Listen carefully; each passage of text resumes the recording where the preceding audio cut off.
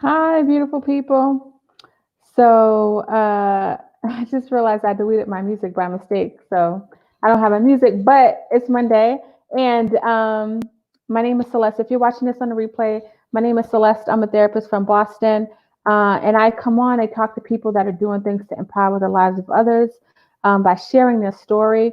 And it's been such an amazing experience to be doing this in the middle of COVID and speak to so many people that have really shed some light on how they have been coping, how they have been helping others, and giving us some tools and things that we can do during this time and also just in general. So before we get started, I just wanted to show you guys this wellness wheel. Sorry. So I created a free wellness assessment. So it's basically like a 10-minute video course that you can watch where I kind of break down these different areas. One of the things about us in life is that we tend to get stuck and we get stuck and we don't know how to get out of our situation. And so, because we don't know how to get out of our situation, we kind of just stay stuck. And I firmly believe that we are destined for greatness and that, there's things that we can do to get us to a place of where we want to be. But because we don't know what that looks like, we just kind of stay in the situation that we're in. So if you go to celestetherapist.com, I break down each area and give you some ways to think about tackling it. Sorry. So I'm excited. I'm going to bring on my special guest and have her introduce herself to you guys. Um, hello. Can you introduce yourself to my audience, please? Hi, I am Taylor Rambo. And I have a Texas accent if you can't tell. I am a mama, a wife. I am a brand creator, business owner, entrepreneur. I wear a lot of hats. I'm a podcaster, an author, a blogger. And so that's me in a small, Cliff Notes version. So I'm super excited to be here. Oh, you have like this southern like hospitality and the way that you just presented that. Does anybody tell you that? I get that a lot because I live in Houston now, and they go, "You have an accent," and I'm like, "It's a Texas accent." Like, no, you're from like a whole nother side of Texas, so it comes out quite often when I try for it not to, but I can't help it. When I get really excited, it's like super country accent, or my brother-in-law says when I get mad, it's real country. So. So I'm happy that you're here. One of the things is she has a brand called Better Not Perfect, which I love. Without even going into, when I read why it's created or I listen to your first podcast and then thinking about why you created it, it's amazing. But prior to that, tell me how you started off with this brand that you currently have. Yeah, so it originally started as a blog and it was actually titled Dirty Laundry, Clean Souls. So it was so complicated, to type in your URL or whatever. But I started the blog right after I had my daughter. So the theme of it has always been like airing out my dirty laundry, the authentic thoughts. And the theme has always been better, not perfect. But I changed it because I just kind of felt like I really wanted people to be able to identify with the title and the brand name. And I felt that Better Not Perfect was the best way to do that. So I rebranded not too long ago, actually a few months ago. And now it's Better Not Perfect. It's a brand. It's a business. As of the last few months, it's become an LLC certified. And so, yeah, no, it's super exciting. So we moved from Dirty Laundry, Clean Soul to Better Not Perfect. How does it for you? And I know you're doing this because I feel like you're walking in your purpose and you really want to help people.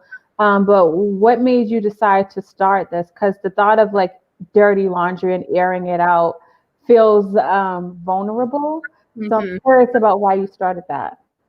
Yeah, so my daughter, I have a baby girl, and I started the blog when she was a newborn, which in it of itself is like, people are like, what are you talking about? Why would you ever do that? But I found myself every day just stressing because I didn't meet the certain quota of being a mama and a wife and having a job and going, I'm not perfect and struggling with that. And, oh, well, I didn't get dinner on the table. We're eating at 8:30 instead of the ideal 6:00. Or most of the time my house, like I clean it every 2 weeks. There's laundry baskets in the bedroom.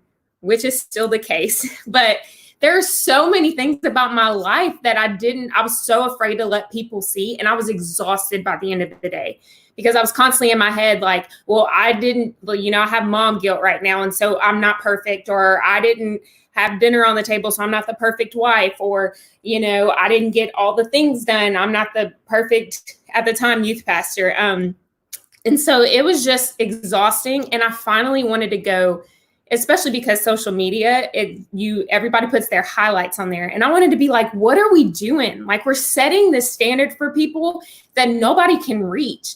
And I wanted people to come to a safe place where they could feel comfortable saying, I'm so imperfect. I actually suck at life, but here I am, and I survived. My kids survived, and we're good. And so I just wanted to, set a new standard for society to say, like, it's okay to not be perfect. You can live authentically. I'm not saying be content where you are. You want to always strive to be better, to be learners and things like that. But don't beat yourself up and feel so guilty because you weren't perfect in every way. And so I really wanted to create a safe place for people to come and feel like I can be honest. I can be authentic. I can say I didn't do XYZ perfectly today, and that's okay. We'll be better tomorrow. So that was where that streamed from, and really wanting to give moms grace and people who are striving to, especially with me having rebranded, that's a perfect example of, it wasn't perfect when I started. I'm making it better. And so I want people to feel freedom in that too. And so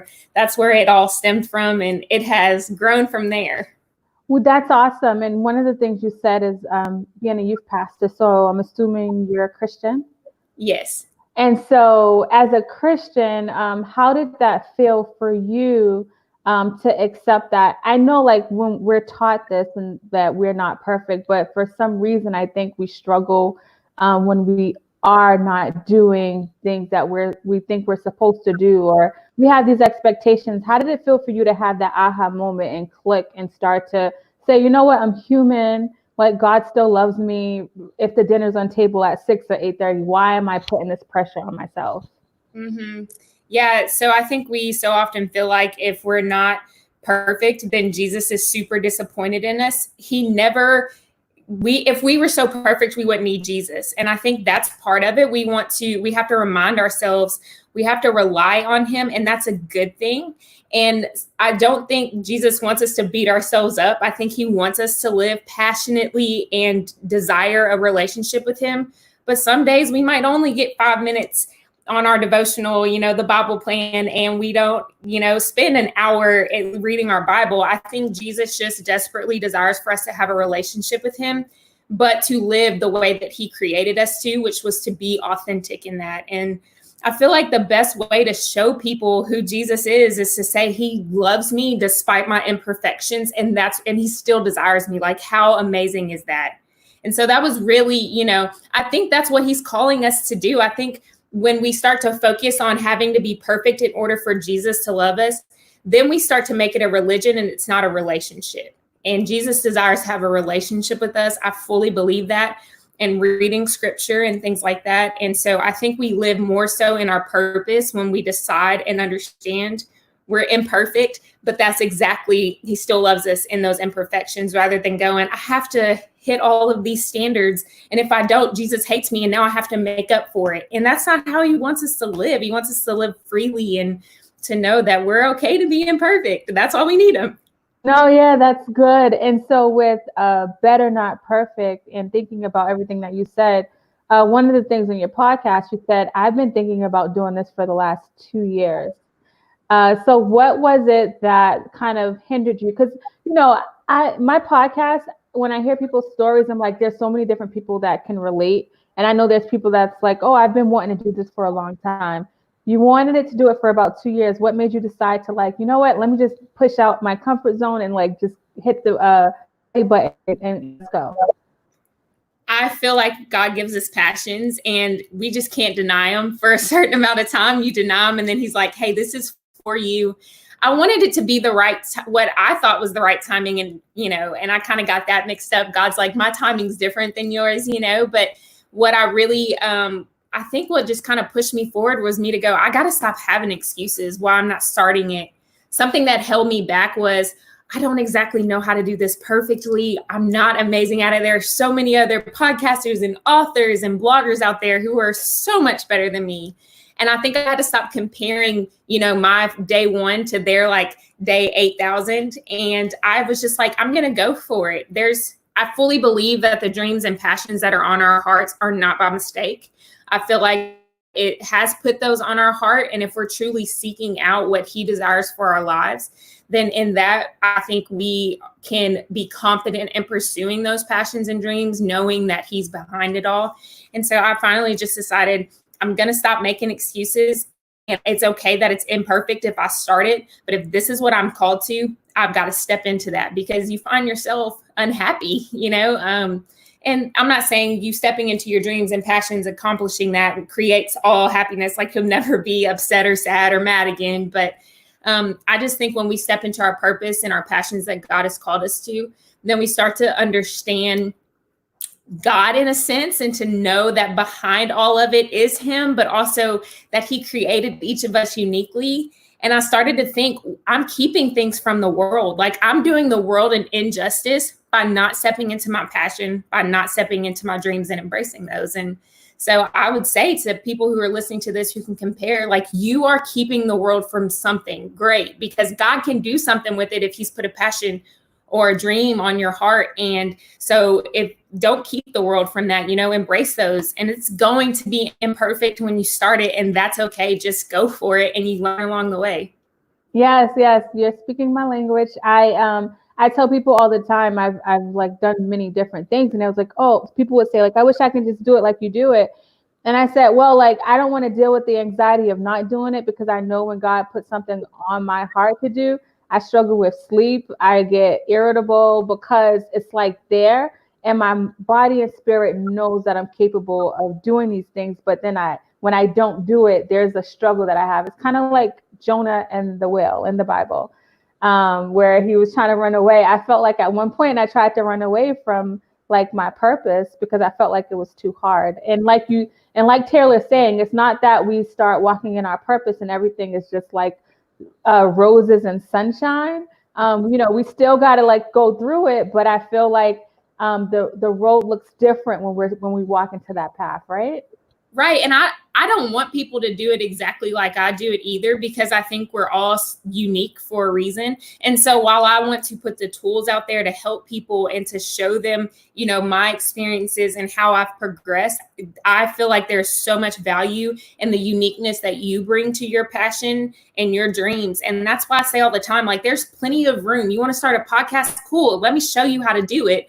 I'm not going to keep you from that, or you want to start a blog. Great. There's room for everybody. Bring your uniqueness, bring your passions. And so I don't even want people to do it, how I do it. When I say that, I'm like, no, do it how you would do it. I'm just going to help you by giving you the tools. So.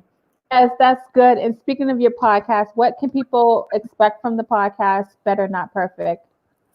Yes. The theme of Better Not Perfect is to live authentically. And that's sometimes me going, here's the messed up thoughts that I had today, but here's how I've redirected that. Or just having real authentic conversations with people. I do some episodes by myself, and then I bring other people on who I feel like share wisdom and can encourage others.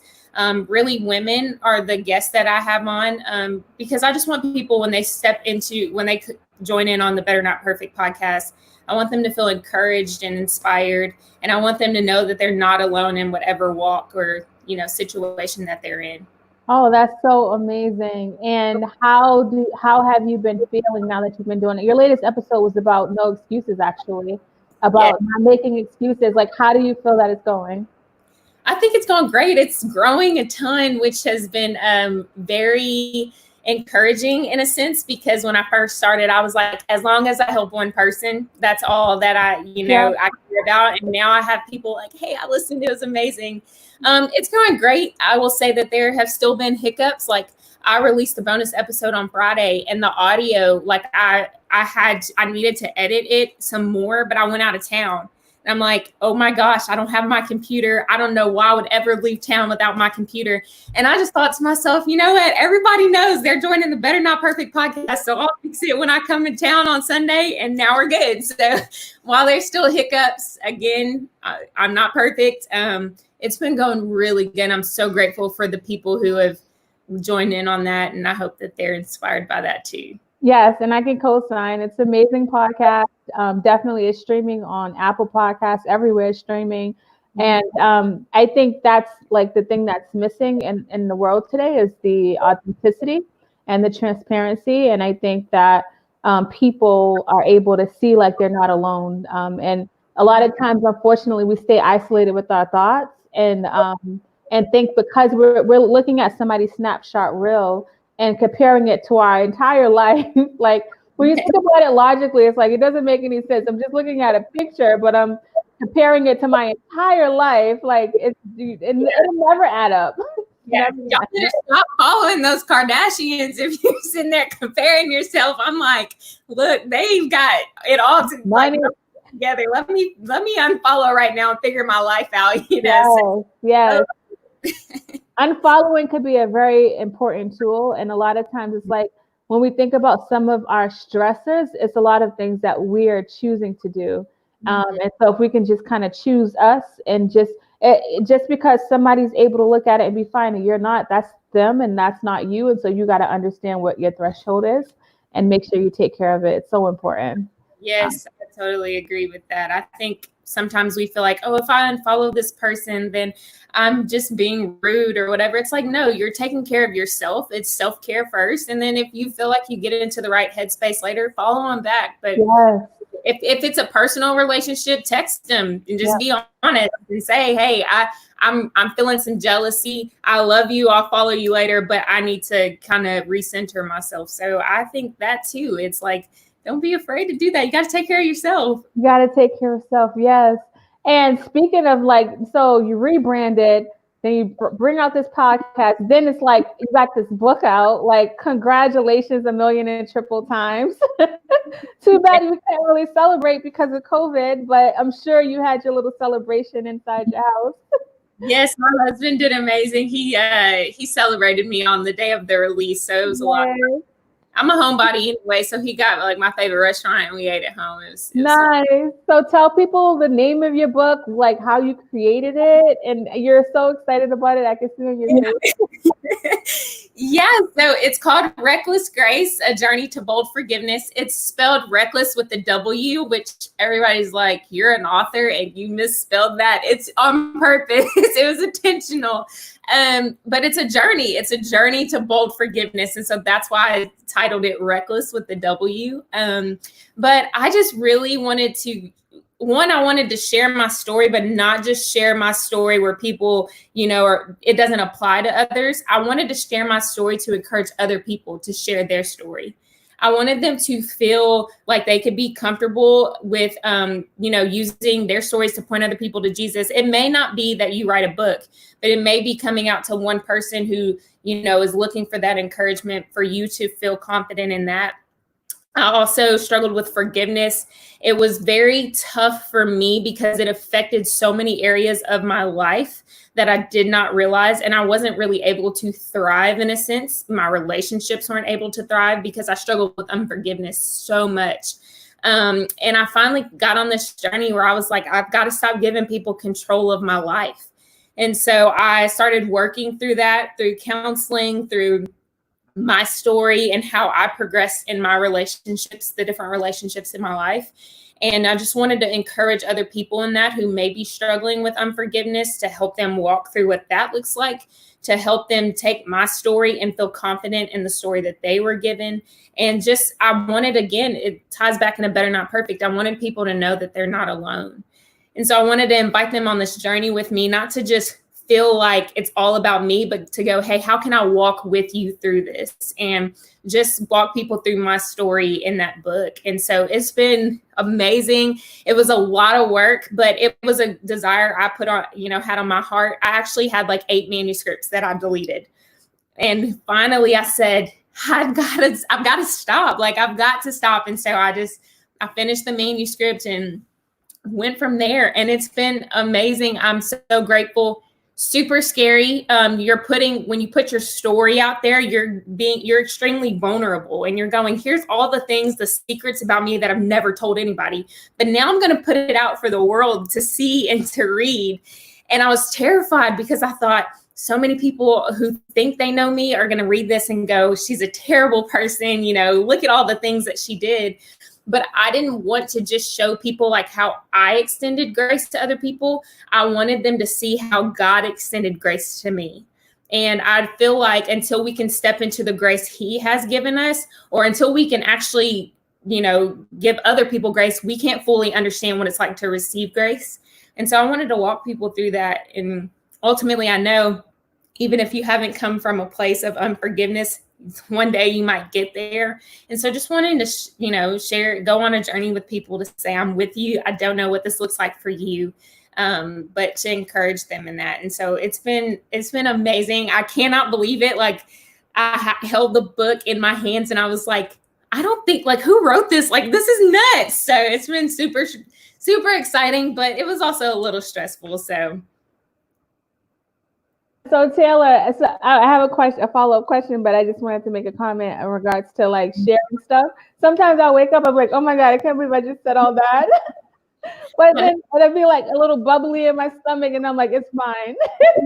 Yeah, I actually found that because I was so open and honest about stuff, people have been able to relate more. They'll say, hey, that's my story. I had no idea that that's what you experienced. Or even students that I still, am investing in, them going, I'm like, go read this chapter, then text me. Tell me how you feel. Call me, to say, hey, do you trust me? Do you trust where God has brought me? Do you trust me? Trust that I have a relationship with Jesus? And they go, yes. And I'm like, okay, so go back and read this chapter and you'll know you are not too far gone. Like, you got hope, sister. So just really people to be able to relate, because I think we're so like, oh my goodness, I can't be real about who I am because somebody's going to judge me, or, and sharing our stories looks different with each person, but really wanted to create, again, a safe place for people to go, that's me too. And for them to have hope. Yes, that's good. So the follow-up question I had is in regards to forgiveness. This is a subject that I'm passionate about talking about because it's the one area that holds people back. And I don't think people realize that's what's holding them back. You said something extremely powerful. I wanted to stop giving people control over my life. And you glossed over it. I'm like, no, we got to go back there. So, can you explain like how that happens? Because I think that one thing people think when they think about forgiveness is that I'm saying it's okay what happened. I'm saying like it's fine, but it's really not. And you give people so much control and you block your blessing and don't even realize it. So I would love to hear about your like comments about that piece.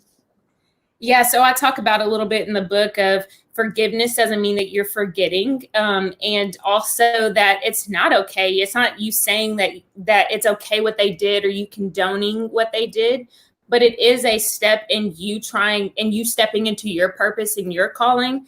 First, I share another story about sexual abuse that I experienced as a kid. And so in that, I didn't realize I would block it. Like, I think when we're struggling with unforgiveness or just pain, we like throw it in the back of our heads and we're like, I never want to see that. I'm just going to put this in a box and hopefully it never comes out.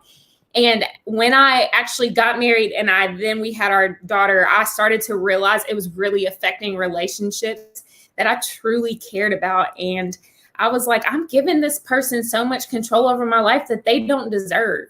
And so I also felt like it was important for me to not only go to counseling, but me to really start to figure out where this unforgiveness was coming from in different areas of my life so that I could address them. Because for as long as I was, holding on to anger or unforgiveness, it was literally controlling all of my decisions. It was controlling how I process things. It was controlling the relationships that I had, healthy relationships that I was trying to basically sabotage because I was so scared, in pain, angry.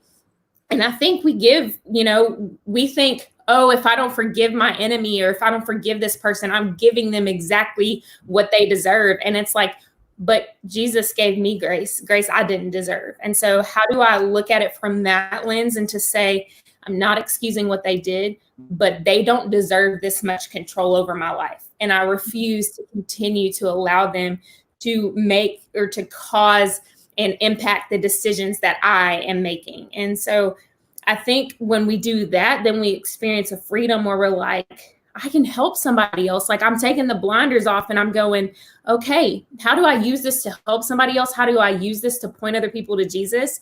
And that was something I strongly desired. And that's what I hope for other people, to say like, they don't deserve control over you and your life. Step into your purpose, step into your calling, be who Jesus called you to be. And, extend that grace as difficult as it may be. And let's keep moving. So I think that's a major part. I don't think we realize that until we finally kind of like have this wake up call, like, what the heck have I been doing? So, yeah, no, that's good. And I think that for people listening to this, sometimes, this may be the first time you're hearing about this idea of forgiveness this way. Understand it's a journey. The book is a bold journey to forgiveness. So it was clearly a journey for Taylor before she was able to really see the light. But it was a journey that you took intentionally, right?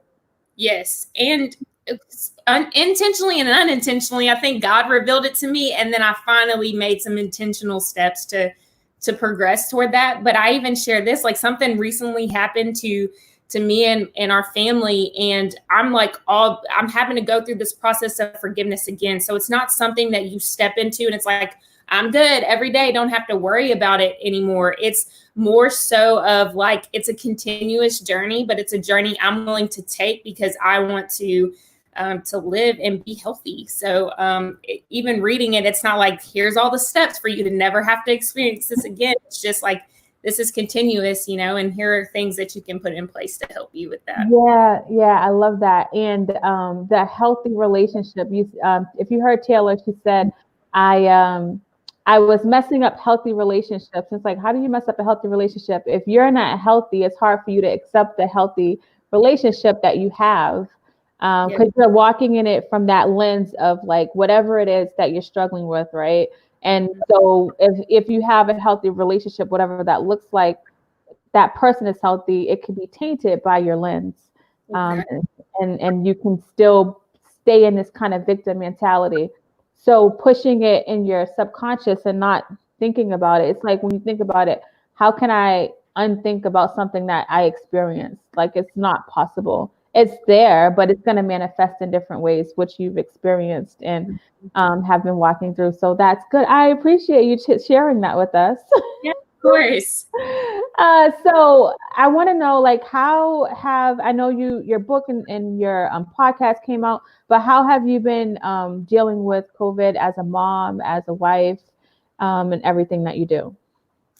It's sad of what it's doing to families. Like we have a family member who was affected by COVID and, was, he was very close to dying. So I don't undermine the severity of it. But it's also been a blessing in disguise for my family.